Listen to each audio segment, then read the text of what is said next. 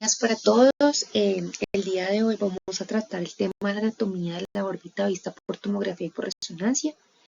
Quien les habla, Dalma Urbano, soy residente de primer año del Hospital Juárez de México.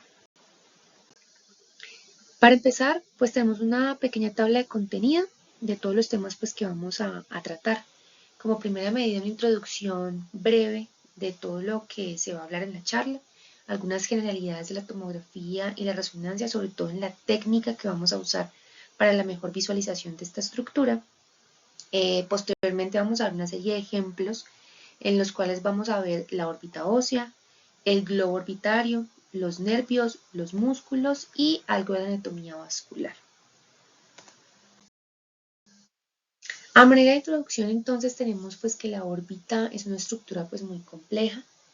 Va a estar compuesta por una serie de estructuras como lo son el globo, los nervios craneales, los músculos, algunas estructuras vasculares, que nosotros pues podríamos ayudar al clínico por medio de algunas imágenes como lo son la resonancia pues, y la tomografía, para que ellos hagan un mejor abordaje tanto de la patología, si es infecciosa, neoplásica, o quizá para una planificación preoperatoria de algunas de estas lesiones. Adicionalmente, dependiendo pues de la modalidad de imagen que vayamos a escoger, también podemos ayudarles en el contexto de trauma ocular y las fracturas pues más comunes que podemos ver. La técnica entonces por medio de tomografía se debe pedir cortes muy finos, en realidad de 1 milímetro, y pues que sean vistos de cortes axiales, coronales y sagitales verdaderos y también sagitales angulados. Esto más adelante lo vamos a ver pues con mayor claridad para que podamos identificar algunas estructuras como son pues el canal óptico de una manera más adecuada.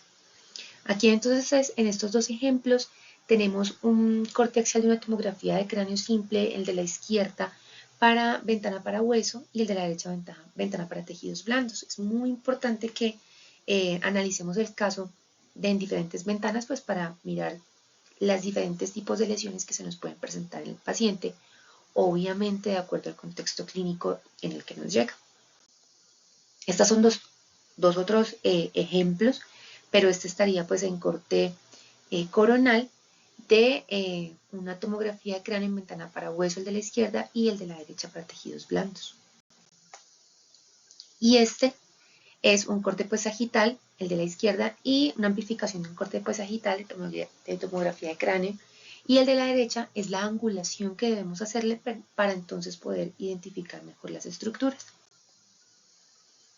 Con respecto a la resonancia magnética, pues la técnica que vamos a usar básicamente debe ser vista pues en todos los planos axial, coronal y sagital, y ponderados pues en T1, T2 y T2 con supresión grasa o vestir, y T1 también con paso delgado-líneo. Más adelante vamos a ver una serie de ejemplos en donde vamos a poder ver que según la estructura podemos identificar o podemos pedir estos diferentes tipos de ponderaciones. Estas son una serie pues de ejemplos en diferentes planos, como podemos ver en plano sagital y en plano pues axial, para identificar de una mejor manera las estructuras.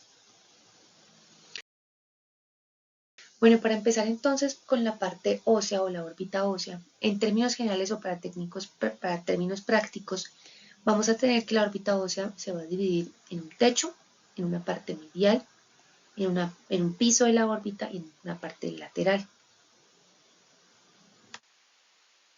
En este ejemplo de la derecha, en esta amplificación de un corte axial de una tomografía de cráneo simple en ventana para hueso, vemos cómo entonces esta estructura ósea va a formar un cono óseo y su parte pues anterior va a estar dada por la margen de los tejidos blandos y el globo ocular, y su parte posterior o ápex pues va a estar dada también por el canal óptico, y va a haber una comunicación pues con la fosa craneal media. Vamos entonces a dividirlo por el techo, la parte medial, piso y lateral. Empecemos entonces por el techo de la órbita. El techo de la órbita va a estar compuesto por dos estructuras importantes, que es la fosa craneal anterior y también por el hueso frontal. Estas dos partes o estructuras óseas van a ser o van a formar lo que llamamos el techo de la órbita. Aquí en este ejemplo, en este corte coronal de una tomografía de cráneo en ventana para hueso, vemos cómo esta estructura es muy delgada y va a guardar mucha relación, una relación estrecha con lo que es el seno frontal y también pues con la fosa craneal anterior, haciendo de esta manera pues que si se nos presenta una lesión, llámese fractura, lesión neoplásica o inflamatoria o infecciosa a este nivel, pues puede haber extensión a estas estructuras. Con respecto a la pared lateral va a estar compuesta por el hueso, parte del hueso cigomático, que lo vemos en color naranja, una porción muy pequeña del hueso frontal, que lo vamos a ver de color azul, y una porción del esfenoides.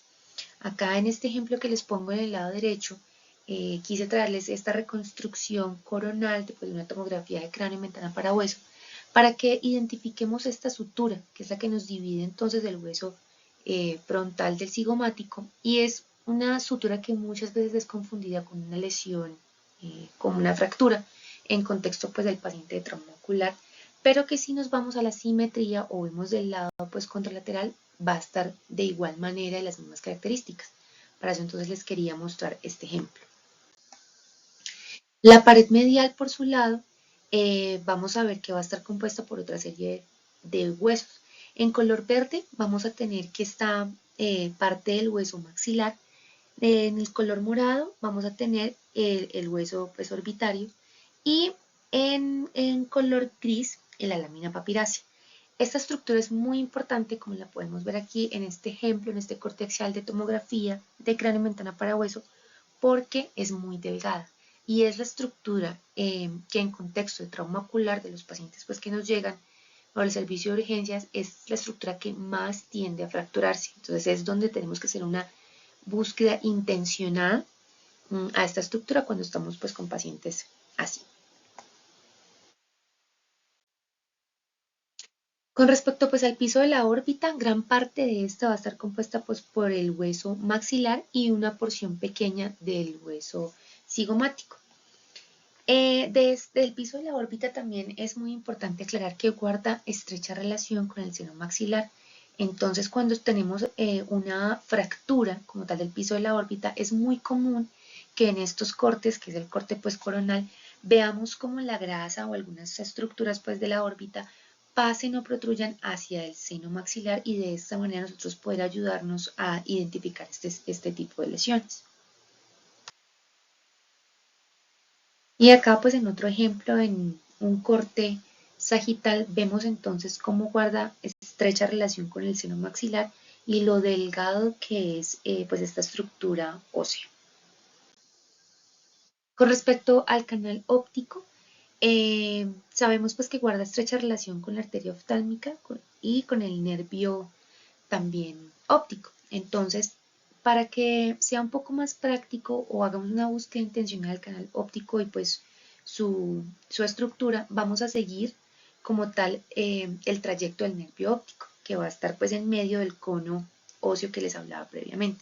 Estos son tres ejemplos que les quise traer en diferentes pues, cortes. El primero es un corte axial o una amplificación de un corte axial de una tomografía de cráneo para ventana para hueso. El siguiente pues ya sería un corte coronal y el otro un corte sagital. Como podemos ver entonces, el canal óptico es por donde va a transcurrir el nervio óptico, que es esta imagen que vamos a ver un poco más hipertensa.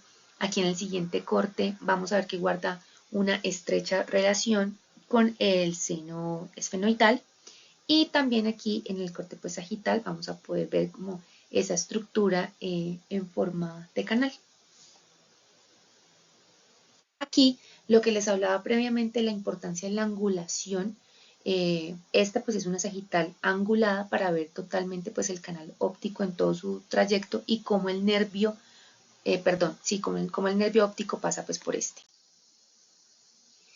En imágenes de resonancia pues les quise traer estos tres ejemplos. El primero es pues los tres están en plano axial, pero el primero está ponderado pues en T1. Vemos que el globo ocular se va a ver hipointenso y pues la grasa que está alrededor de él pues más hiperintensa. En realidad para ver el canal óptico pues la idea es verlo por medio de la tomografía pues que es la imagen adecuada para ver estructuras óseas. Sin embargo, pues por resonancia nos podemos guiar un poco sobre todo por las estructuras que van pues por este canal óptico. El segundo ejemplo pues que les traje está en ponderación T2 al ver que el globo ocular está hiperintenso, pues porque el líquido está brillante. Y la tercera imagen o tercer ejemplo pues está en T2 pero con supresión grasa. En este podemos ver un poco mejor el trayecto pues del nervio óptico y cómo este pues va a estar hiperintenso con respecto a las estructuras que están aledañas. Con respecto a la fisura orbitaria superior, entonces vamos a tener que esta estructura guarda estrecha relación con el ala menor del esfenoides y también es la que nos permite la comunicación con la fosa craneal media. Esto es muy importante sobre todo en contexto de pacientes con procesos infecciosos a nivel pues de la órbita que podrían hacer extensión pues a la fosa craneal media. Estos son tres ejemplos que les traje de una amplificación. La primera de un corte axial de tomografía de cráneo en ventana para hueso, en donde pues vemos esa discontinuidad pues ósea o la fisura orbitaria superior que a veces también se puede confundir con un trazo de fractura. Vamos a ver que va a estar lateral pues al nervio óptico. Aquí en este otro corte, un corte sagital, vemos también cómo pues está esta estructura y aquí en la que está pues con mayor angulación se va a ver de una forma mucho más clara.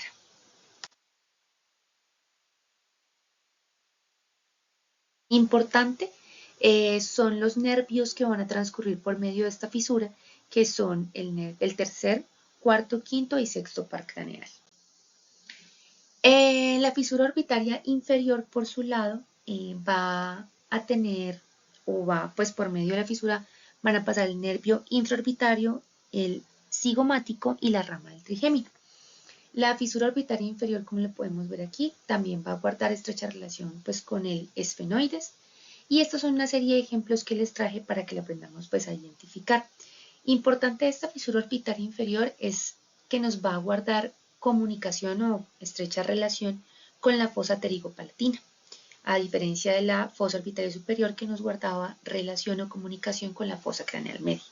En este ejemplo entonces tenemos también los tres cortes. El primero es un corte axial en donde pues podemos ver con la flecha roja identificado la fisura orbitaria inferior, en un corte coronal y en un corte como tal sagital.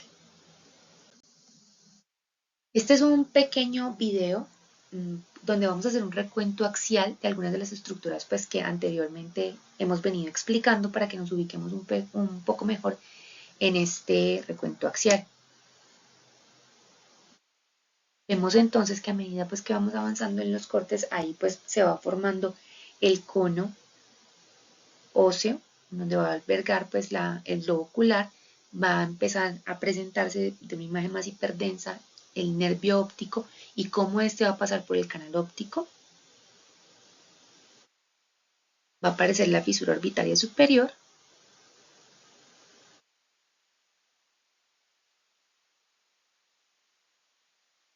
Y como última medida, la inferior.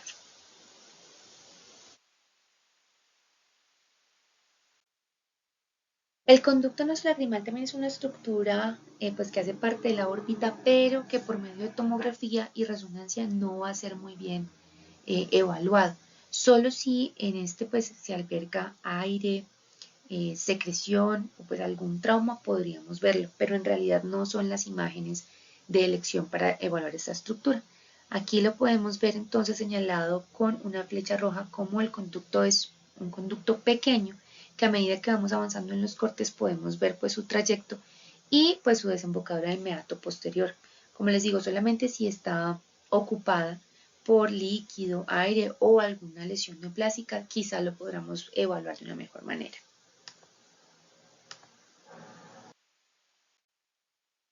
El foramen supraorbitario, por su lado, es un foramen muy pequeño que se va a encontrar en el techo de la órbita, para ser más precisos o más claros, en el hueso frontal. Por medio de este foramen es importante conocer que van a pasar estructuras como son el nervio y la vena supraorbitaria y pues que va a guardar estrecha relación con el techo de la órbita. Aquí en estos dos ejemplos, en este corte axial de tomografía de cráneo para ventana para hueso, vemos cómo este pequeño eh, foramen pues va a estar como tal en el hueso frontal y que no debe ser confundido con alguna fractura en contexto pues de trauma ocular. Y en este corte pues también podemos ver esa pequeña escotadura que se ve en el hueso frontal. El canal infraorbitario por su lado va a estar alojado en el hueso maxilar, en este hueso de color verde que pues les traje aquí ejemplificado. Y también va a albergar estructuras importantes como son el nervio y la vena infraorbitaria. Y va a guardar pues estrecha relación con el piso de la órbita y pues también es muy importante hacer su búsqueda intencional en contexto pues de trauma ocular. Aquí estos dos ejemplos entonces que les traje para que veamos también el canal infraorbitario y cómo este pues simétricamente va a estar de los dos lados y también pues que va a guardar estrecha relación con el seno maxilar.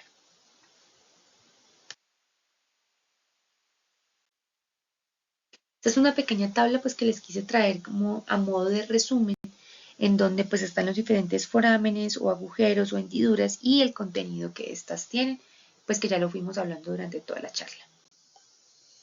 El globo ocular es la estructura pues más grande de la órbita y que a su vez va a tener otras estructuras muy importantes, pero no todas estas van a ser o vamos a poderlas ver pues por tomografía y resonancia.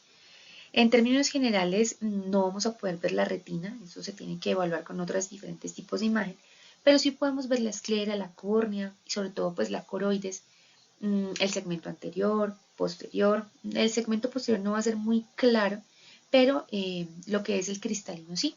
Y pues para esto vamos a evaluar y le vamos a mostrar una serie de ejemplos a continuación.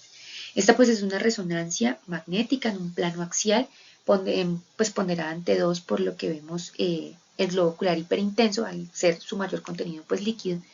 Y vemos cómo las siglas nos van entonces orientando a la parte del iris, que pues, se va a ver hiperintensa. Lo que vamos a ver hipointenso pues es el cristalino y también de esta manera poder evaluar pues su estructura. El segmento anterior, el segmento posterior, la coroides, la esclera, el nervio óptico y pues por lo tanto también pues las estructuras que están aledañas a él. El globo ocular entonces, visto por tomografía, si la vamos a ver en ventana para tejidos blandos, que es el ejemplo que está a la derecha, pues sí nos va a servir un poco, pero ventana pues para hueso no es muy recomendable. En este ejemplo entonces vemos como el cristalino se va a ver un poco más hipertenso con respecto pues al globo ocular, pero en la ventana para tejidos blandos sí se va a ver mucho más hiperdensa y nos va a poder ayudar a evaluar esta estructura. Estos son tres ejemplos de resonancia magnética en planos axiales. La primera es un T1 en donde vamos a ver el cristalino un poco más hipointenso que el resto, pero lo importante aquí es que el segundo ejemplo es un T1 posgadolíneo y aquí lo que nos va a hacer un realce es la coroides, que es esta estructura que ya les voy a mencionar, esta estructura que la vemos señalada con la flecha roja y cómo pues esta va a ser el realce. Y el tercer ejemplo pues sí es un T2 con el globo ocular pues hiperintenso y también la grasa aledaña al nervio óptico. Este es un pequeño ejemplo que les quise traer por si nos llega un paciente con sospecha de exoftalmos u otro tipo de patología en donde nosotros pensemos pues que hay una protrusión del globo ocular o una asimetría.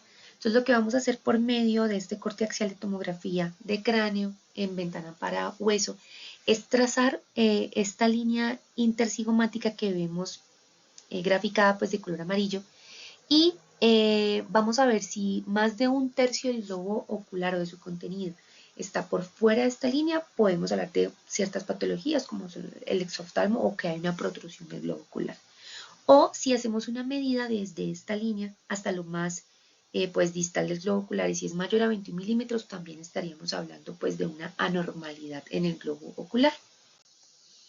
Esta es una imagen pues de resonancia en ponderación T1 en un plano pues axial, donde quise traerles pues como modo de resumen cómo se verían las estructuras, la coroides, eh, la cámara anterior, la posterior, la esclera y el nervio óptico.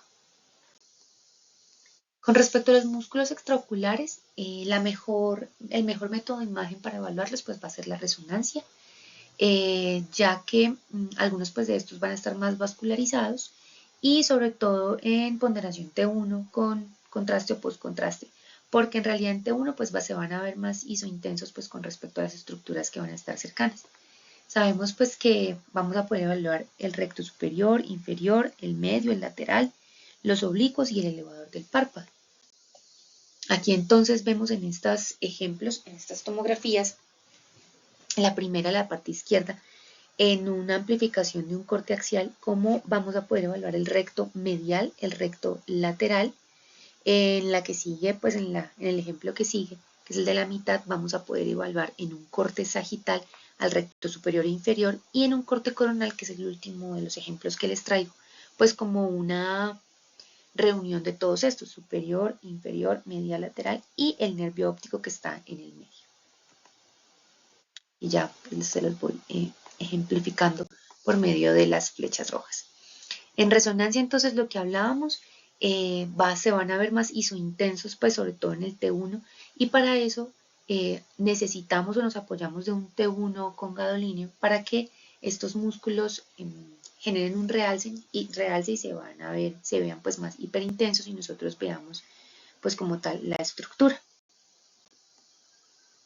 Para finalizar, la anatomía vascular, sabemos pues que la arteria oftálmica va a ser rama de la carótida interna en su segmento pues oftálmico. Y esta a su vez pues va a dar una serie de ramas de las arterias pues ciliares, la oftálmica inferior y superior. Y esto pues básicamente podríamos también verla por tomografía y también por resonancia. En esta imagen entonces vemos, este en realidad es un ejemplo de una variante anatómica porque esta imagen que vemos aquí ejemplificada pues con la flecha roja, vemos que su recorrido va medial al nervio óptico y en realidad la arteria oftálmica va a ir de forma lateral, pero pues es una variante anatómica que les quise traer pues, a medida de ejemplo. Con respecto a las venas oftálmicas, sabemos que la vena supraorbitaria, infraorbitaria, la superior palpebral, todas estas van a drenar en la fosa pterigoidea, pero sobre todo en el seno cavernoso, y pues esta va a ser como tal el recorrido. También lo podemos evaluar por medio de resonancia. Estos son dos ejemplos que les traje. Y vemos sobre todo la relación que van a guardar con otras estructuras, en este caso estructuras musculares, como son el recto superior y la fisura también pues orbitaria superior. Este es el ejemplo que les traje en este plano axial y ponderado pues en T1, al ver el globo ocular hipointenso, que eso es lo que nos va a ayudar a orientar. En estas imágenes pues de tomografía también vamos a ver entonces cómo la vena oftálmica superior, porque la inferior casi nunca la vamos a poder ver, va a guardar estrecha relación o va a estar inferior al recto superior, que era lo que previamente les comentaba en la diapositiva pasada. El nervio óptico, como ya lo hemos venido viendo en toda la charla, es una estructura que va a ser muy fácil pues para identificar tanto en tomografía como en resonancia, pero es importante saber pues que va a tener diferentes segmentos, dependiendo pues por la estructura que vaya pasando.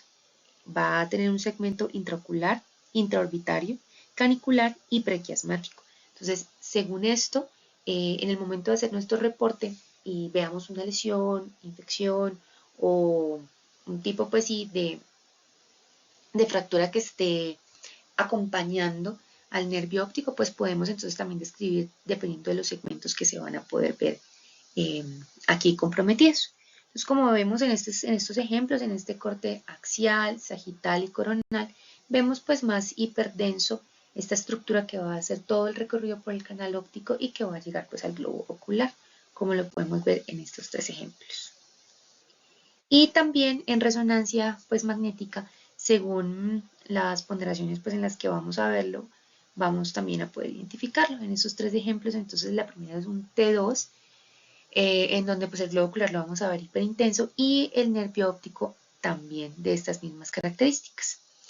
Bueno, pues eso era todo. Esta es la bibliografía que usamos para la charla de hoy. Espero pues que haya sido de ayuda para ustedes.